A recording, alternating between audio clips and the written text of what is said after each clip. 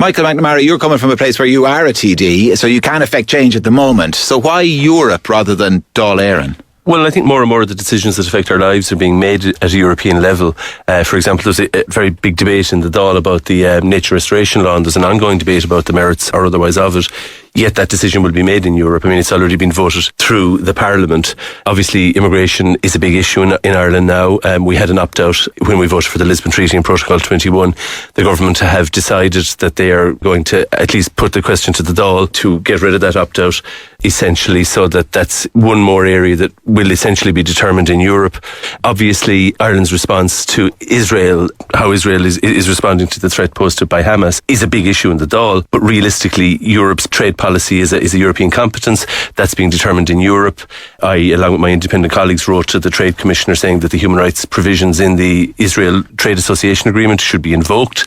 Got a very watery response, obtained legal advice to the effect that it can't be challenged. So, these are just examples of the decisions that are being made in Europe. Obviously, data is an increasingly important issue across the world. Google maybe knows more about you than your partner. What they do with that data is hugely important. That's regulated at Europe. It's also, of course, very important to our economy because of all the tech giants that are based here.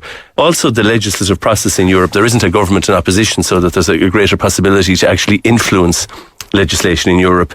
You can point out all the flaws you like with legislation in Dublin, but once the whips go on, no matter how flawed the legislation is, it'll be voted through. I mean, I think the hate speech bill is an example of that, where almost everybody voted for it, and then everybody's expressing reservations about the flaws that are in it, having voted for it.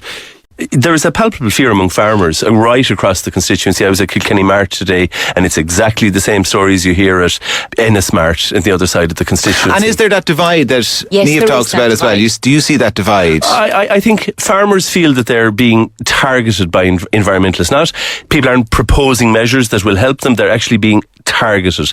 All stick, no carrot type thing. It's being put out there that they're almost like the sole cause of the climate crisis, and that they will bear the brunt of whatever measures are put in place in Ireland.